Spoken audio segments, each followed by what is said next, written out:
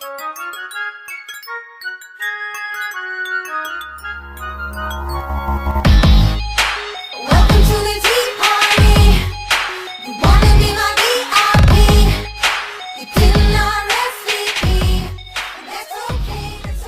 deal with many other facets than the federal and state elected officials do. And of course we don't get into policies, but we are at the root of what I feel America is all about, and that is, we make decisions that help you, true American lives, and live here in America. And so we deal with the things that make us happy, or try to, live in where we are, and also try to make things better. We can say these things are what's called the quality of life, and we look at things like the parks, bike paths or trails, clean neighborhoods, quiet neighborhoods, good roads, clean roads. Every community wants to make sure it does not lose the economic edge it may or may not have.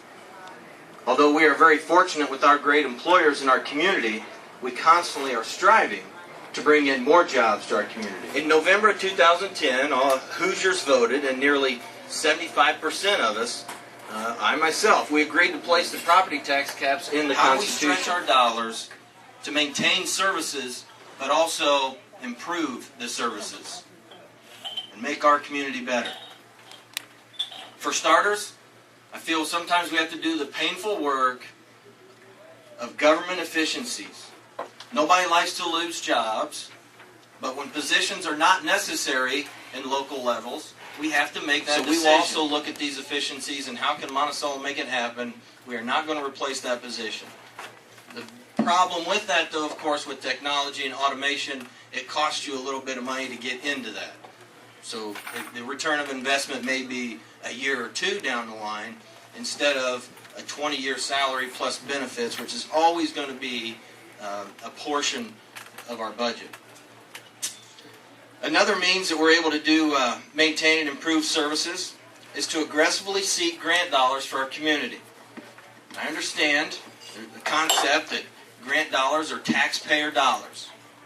I will say not all of them. Saying it was a great move or not. I'm saying there's available grant dollars off of interest from a foreign investor that we can bring money in to make our roads better. But many other federal and state governments but many other of the grants are from federal and state governments, which is our tax dollars. So I say to this, would you rather that money go to Chicago, Florida, Gary, Indiana, Bismarck, North Dakota, or Monticello, Indiana? I prefer the latter.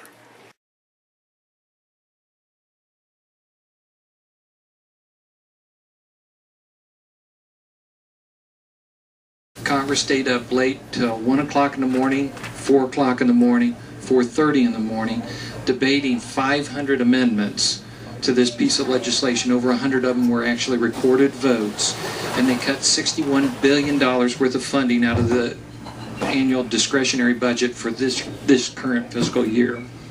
It's just a down payment.